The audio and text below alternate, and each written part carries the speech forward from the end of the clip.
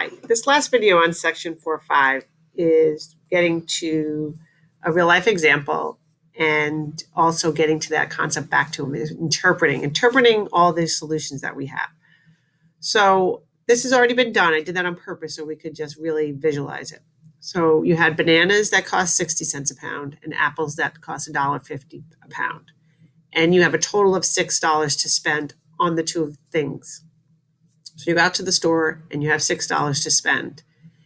And we want to graph all the possible combinations that you could buy for your $6. So here's the equation, 1.5x plus 0.6y. So this expression tells us how much I spend on the apples. This expression tells me how much I spend on the bananas. And this is the total amount of money I spent. So you can see these types of equations come about when we have two options and we have a limited amount of money to spend. And we want to graph it at first, and then we want to interpret, and I'm going to have us interpret more than just the intercepts, a few other of the points. So they use the intercept method to graph. So first they found the x-intercept, and they let y equal 0. And they solved the equation 1.5x, then this was plus 0 equals 6. And then they left out a step, so I'm going to put it down here. And then they divided by 1.5, and they got x equals 4. And similarly, they said the y-intercept, the x value is 0, so they replaced x with 0. This would be 0, 0 plus 0.6y.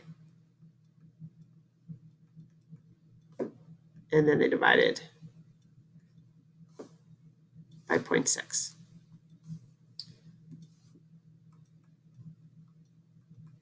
And they got 10. So then they had these points to graph. X is 0, y is 10, and over here x is 4 when y is 0. So we have to remember that x stood for apples and y stood for bananas. And I should be more specific.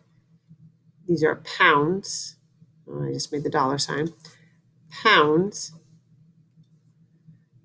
So as we saw with the slope, when we're interpreting, it's best to have all the information that we can. So the apples are on the x-axis and it's measured in pounds. So this is 1 pound, 2 pounds, 3 pounds. Same for the bananas. So all the points along this graph represent possible combinations. And we're only in quadrant 1 because it doesn't make sense that you would go to the store and buy a negative amount of bananas or a negative amount of apples.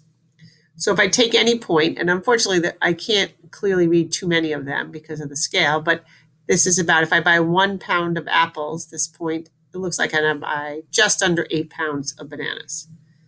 And if I'm over here, if I buy 3 pounds of apples, I can buy just over 2 pounds of bananas. So when we're trying to interpret those intercepts, what they would like us to say is, what does this point mean? And I just have to mention both things that I'm buying. I'm buying bananas and apples. So if I look at the point 010, it's pretty easy to interpret. X is apples, so this is 0 apples and 10 pounds of bananas.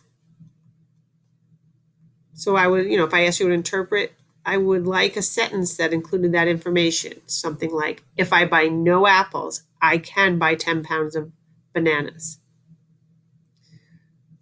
What you can't, well, let me go to the other one. So this one is 4-0. Again, 4 is for apples, 0 is for bananas. So I can buy 4 pounds of apples if I buy no bananas. If no bananas. Now, it's clear I can't buy 10 pounds of bananas and 4 pounds of apples. I won't have enough money, right? You guys are good enough at math to know that. I can't buy 10 pounds and 4 pounds. It's only bananas and no apples, or only apples and no bananas. Those are what the intercepts mean. And then, of course, you could buy any combination that's on the line.